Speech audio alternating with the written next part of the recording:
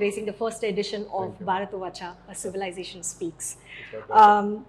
Here to get your thoughts on why such events are critical today as Bharat emerges into its next. Because I think I don't need to convince the Hindu masses of the concept of faith. They have it implicitly. It is the intellectual elites at this point who are perhaps stuck in a vortex of confusion. Right. So this is less about reaching out to the masses and more about reaching out to what we call the creamy layer of the society, because they seem to be stuck in secular confusion. And to bring them out of that matrix, I think it's important that these bombardments of truth take place on a regular basis. So this is less about us trying to educate anybody else and more about us trying to re-educate ourselves. Absolutely. Thank you. Also, according to you, what are some of the defining features of Bharat? Samskara, Dharma and Prakriti. That's where I would stop and start. One is the belief in the continuity of values. Mm-hmm. Second, in realizing that you can't hope to sustain Dharma without Prakriti. Mm-hmm. And ultimately, the concept of Dharma which sustains Rhythm. So these are what I would call the basic values from which flow the applied values. So this is the source, this is the root. And if you're a follower of the Veda, then it's all for the sustenance and protection and preservation of Vedas. Because that is the root of all Dharma. That is the belief. So the hope is that Bharat embodies the Veda in action in every way possible, in every sphere possible. Wonderful. Veda in action. What are the challenges that Bharat faces that you feel the youth of India should be cognizant of? There is an explosion of information which I think is very fortunate. And there is also a plurality of diverse voices which was previously not available. But that also means that it creates a lot of noise. And I think we need to be able to equip this generation and the next generation with the basic filters necessary to separate noise from sound. And that, I think, is the current challenge. Because they are being bombarded with information on all fronts. And unfortunately for them, each of our conversations which are of civilizational nature are taking place in the most sensitive of environs, namely college campuses, office spaces. And they don't know how to deal with it. Not everyone has the innate belief which is unshakable. Because those who are blessed with it will not be affected by what's around. The ability to reach out to those who differ in the face of opposition or in the face of criticism, that has to be our job, and give them the fundamental confidence in the first place. The thing is, we seem to be putting a lot of faith in knowledge, which I don't deny.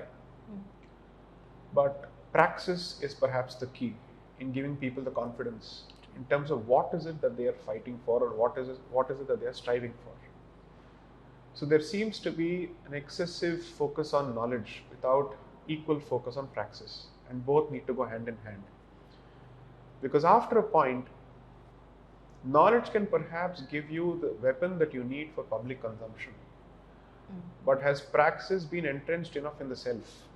Which is to say, if you're alone and there is no audience to talk to and there is no opposition to meet, do you still have the confidence to live it?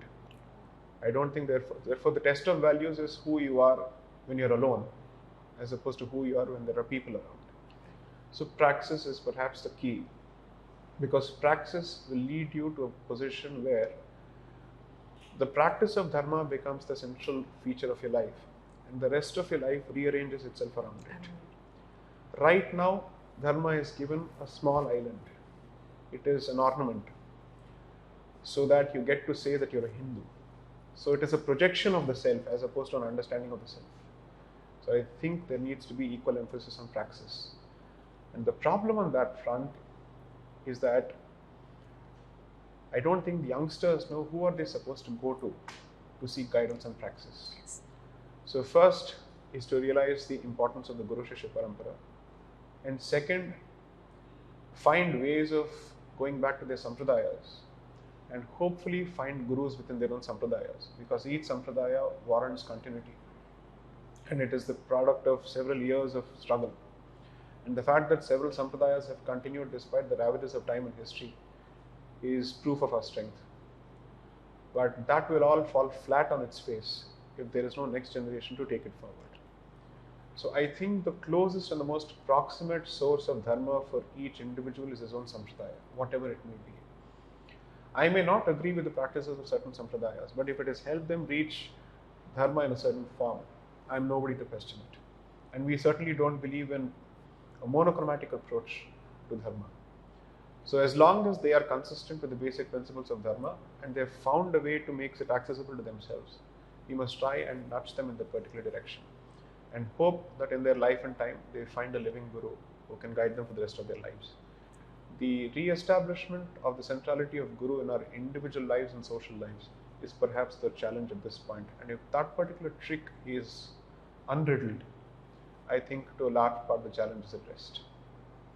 Is there enough resources for us to tap into the Guru Sishya Parampara potential? So, I think gurus have always existed, and I believe that they have receded to their private spaces because the audience has not been ready for it yet. True. The audience has been caught in the matrix of the West, and when they see the West, which is its aspirational ideal, crumbling right in front of their eyes, they are disillusioned. Because an unoriginal mind, or rather an original mind that has been buried under layers of coloniality, has chosen to put faith in the trial and error process of the West. So whatever the West does, right or wrong, we will follow it. But with the West itself suffering from, I would say, a terminal decline, and perhaps an irreversible bout of self-doubt, which I think is good for the rest of the world. This colonized mind has nowhere to go because its nativity shames it, and the one that it seeks to emulate is suffering from self-doubt. So this is perhaps the time for the gurus to emerge from the shadows, and I think that's happening. Right. These are things which don't happen by the design of mere mortals. As believers of Sanatana Dharma, we believe that there is a lot that is happening at a very different plane altogether. True. So hopefully the society is being prepared to re-educate itself of its own wisdom or the wisdom of its ancestors. But I don't think this is something that is possible in a 25-year cycle or 30-year cycle because the problem is longer. So I'm putting faith in at least 3 cycles of 25 years. That is, assuming that a 25-year cycle accounts for a generation. So at least we need 3 generations. But this generation is the battleground generation.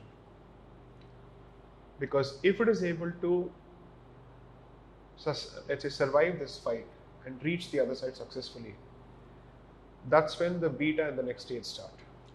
Right now it's a fight for survival and dignity. So when you fight for survival and dignity, you don't have the ability to think above in terms of death. So perhaps we'll reach there. So the hope is that you complete this 25-year cycle successfully. Secure yourself politically and civilizationally so that you can recreate all that you have lost. What you have lost is only the physical infrastructure, not the mental infrastructure or the spiritual infrastructure.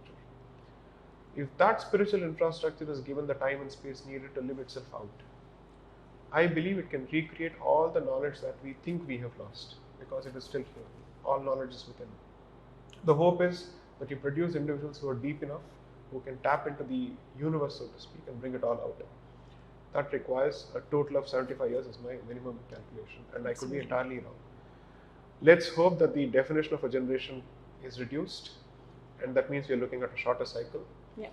But since the entire world is going through a huge churn, and your journey is not isolationist, you will have to actually find a way to battle the volatility of the world and also find your own center. Absolutely. That will take its time. Yeah. We hope that Bharat can be the scaffolding for that I see infrastructure. both Bhartauvacha and Bharat being a huge part of this. So thank you for all the work that you do. Thank you. Thank you.